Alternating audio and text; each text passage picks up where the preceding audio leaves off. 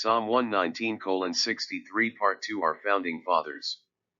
The commentary continues from the previous Breakfast Bible Bites. This morning we will take a bit different tack and expound on the passage which read, I am a companion of all who fear you, and of those who keep your precepts. Will you also notice that the main point of the religious history lesson communicated from a father to a son is usually about the previous lessons learned from God? Without the insight of a core history, the real historical background would be useless when God is uncoupled from it.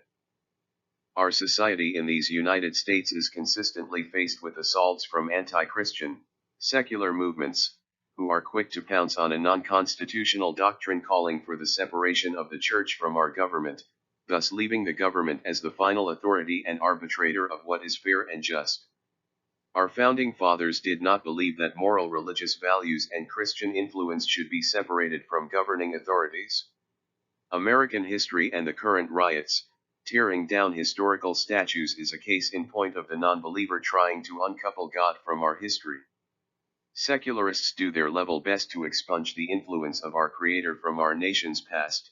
This was adequately demonstrated in the Democrat Convention in 2020 as repeatedly they left the words "one nation under God" out of their recitations of the Pledge of Allegiance. To counter their purge, let's look at a note from John Jay, December 12, 1745 to May 17, 1829, who served as President of the Continental Congress. He was an American statesman, a patriot, a diplomat, a founding father of the United States, as well as the first Chief Justice of the United States Supreme Court.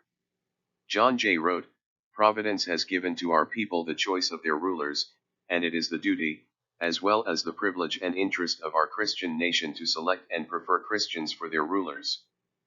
Ben Franklin's words confirm an accepted Christian moral standard for governing authority when he said this because the Constitutional Convention was stalemated in agreement. God governs in the affairs of men. And if a sparrow cannot fall to the ground without his notice, is it probable that an empire can rise without his aid? We have been assured in the sacred writings that except the Lord build the house, they labor in vain that build it. I passionately believe this. I also believe that, without his concurring aid, we shall succeed in this political building no better than the builders of Babel. Aren't we rapidly approaching that state? Then we come to George Washington, whom the secularist denigrates by defacing and tearing down his monuments. During his inauguration, George Washington took the new oath as prescribed by the Constitution but added several religious components to that official ceremony. Before taking his oath of office, he summoned for a Bible on which to take the oath, added the words "So help me God" to the end of the oath, then leaned over and kissed the Bible. Fathers, do you teach your children that this is a nation founded on godly principles? Separation of state from the influence of the church is a one-way street.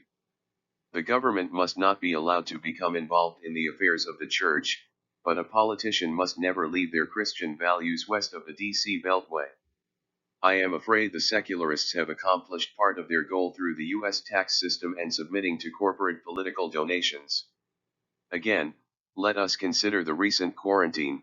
Gathering in a church was made illegal to protect the citizenry from exposure, but protests and riots posed no danger, neither did liquor stores or abortion clinics. Fathers, instead of teaching your children the fairy tale of who chopped down the cherry tree, consider teaching them who it was that had the audacity to say that we are a Christian nation, founded on biblical principles. Do you know? I will tell you. It was George Washington who validated that argument when he said, "It is impossible to rightly govern the world without God and the Bible."